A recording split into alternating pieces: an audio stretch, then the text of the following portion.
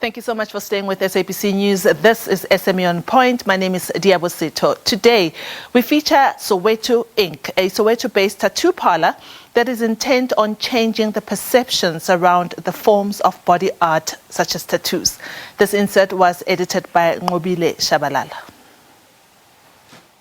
When high school friends Ndumiso Ramade and Sbusiso Dlamini started this tattoo business, it was at the back of a garage. The vision was to grow it into a professional tattoo parlour servicing Soweto. Although this took time with hiccups along the way, but they kept going. It was inspired by my co-business partner, Sbusiso. He was the one that inspired, and at that point in time, there was a lack of black professional tattoo artists. I wanted a tattoo. I looked around, I couldn't pick up any, only knew about white shops, and the prices were a bit steep, it's things that I couldn't afford. And then I started looking around, and I remember that there is a person that I went to school with, that is my friend that does tattoos. And that's when it started, the conversation started of business, the research, of finding out what is the tattoo industry all about. And then I found passion inside while I was doing all that. In the past, body art was looked down upon in the black communities, sometimes even being associated with Satanism. However, the perception is changing, particularly among the older generation. Some of the parents come to the shop with their kids, to get tattoos, to sign consent for them. Especially after I've seen kids after matric, I think that's what they choose with their parents and speak. And then the parent comes here to assure that it's the right shop. They, we have everything, and then they feel comfortable after they walk in. What inspires that is also the generation now is also doing research, because that's how they found us. That's how they see what Soweto Ink is doing. Ramate says some clients have been coming in lately to ink their experiences with COVID-19 and how it affected them. Soweto Ink is spearheading a campaign during Mental Health Awareness Month, offering people who want to cover up self-harm scars with tattoos. There was a lady that posted their story and said, 3 months clean. We're like, what, we want to actually help her, because to sort of take away the old memories and bring in fresh new memories. And now she has to look at tattoos. She doesn't really have to look at the scars and explain to people. Now she explains where she did her tattoo. It's so nice. Like now positive things are coming. Now that is a step towards trying to work with your depression. And also, we worked with SADC, very closely with SADC. We could assist to a certain extent, where we assist with the scars and covering of the scars. But mentally, we can't really help you. So that's where SADC comes in. We refer them to SADC to say, please help. We've covered our part to this extent. Please help with counseling. Soweto Ink has recently opened a branch in Botswana. It also hosts the annual Soweto Ink Convention, an African tattoo, culture and lifestyle event, creating space for black tattoo fanatics. Ramate says he's looking forward to an industry that is growing, but one that is also compliant with health standards. You first have to be within the art space. It's very important to be within the art space and understand how things work, and also do more research on what you want to do. If there's shops that can help, go to those shops, speak to those shops, be an apprentice, and try to work with the environment, learn more about the environment, and it's going to work for you. Liabo Setho, SABC News, Johannesburg. Thank you very much to Soweto Ink for sharing their story with SME OnPoint. Do remember that we are on Facebook. Our Facebook handle is @SME OnPoint. We'd love to hear from you. Millions of people around the world suffer from one or other form of mental illness. It also has a high prevalence among entrepreneurs, this mental illness. A study by the University of San Francisco found that 49% of entrepreneurs suffer from at least one form of mental health condition during their lifetime. These include Attention Deficit Hyperactivity Disorder, commonly known as ADHD, bipolar disorder, and a host of other addictive disorders.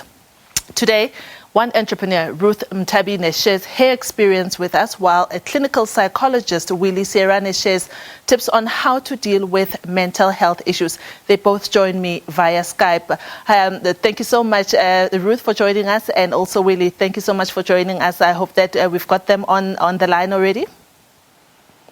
I see we've got Willie there. Thank you so much, Willie, for joining us. I'm sure that this study is no surprise to you, Willie, the issue that, 49% around the world of entrepreneurs suffer from mental illness. Now, particularly at the time that we are during a pandemic, I'm sure that you've been seeing a lot more clients. Tell me about your experiences with entrepreneurs that you have seen lately and the type of illnesses that they seem to suffer from.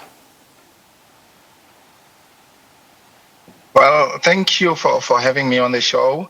It's true what you're saying, that we have recently been seeing a hike in the numbers of patients that we see with either depression or anxiety, anticipatory grief, and a lot of that comes from a whole lot of uncertainties regarding what is their business going through, the trajectories, especially given the fact that our economy itself has not been doing well, even pre the pandemic.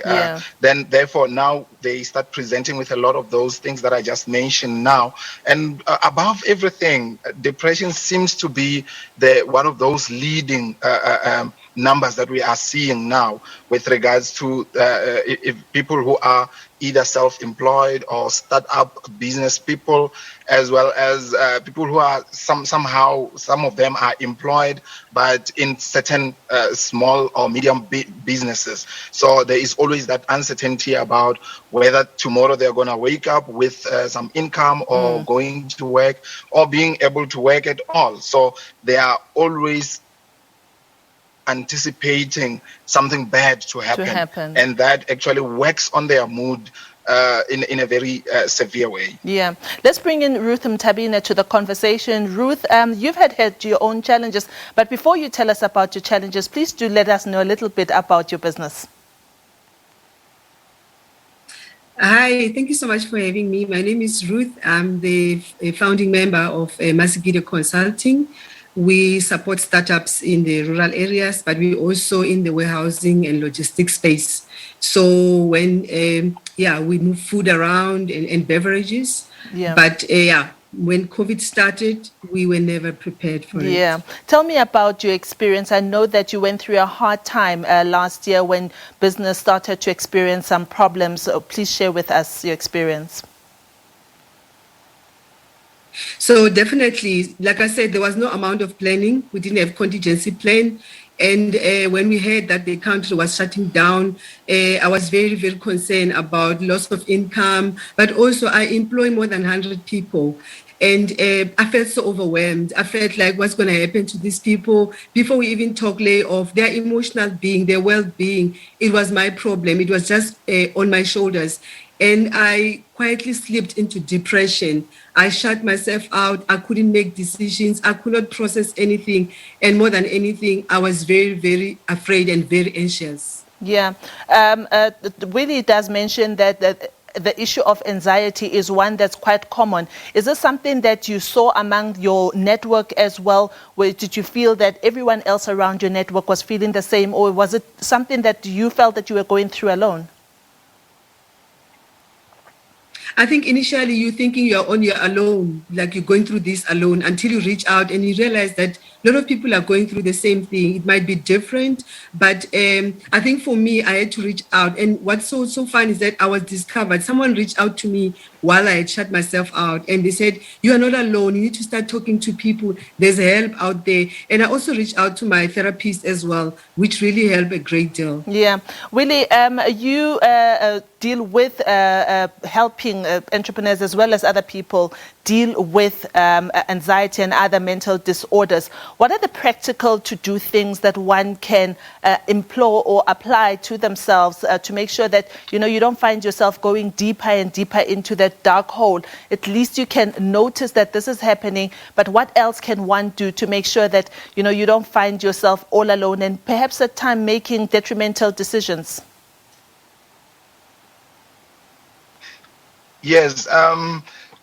There's quite a few practical steps that one can follow, or coping mechanisms, as we call them, to try and work their way out of this depressive period in our lives. So while you are isolated, you're actually digging yourself deeper and deeper, because when you are in your own isolated space where you are reluctant to interact with the world, then that's where you keep on staying within the frame of those negative self-thoughts, because it's a very big part of depression in its own. So the basic thing, the most important and basic thing, is to reach out to others. Try to connect with the outside world, with the world outside your own personal world, where you find yourself in the deep, dark, unpleasant space that describes depression. So if you seek for support,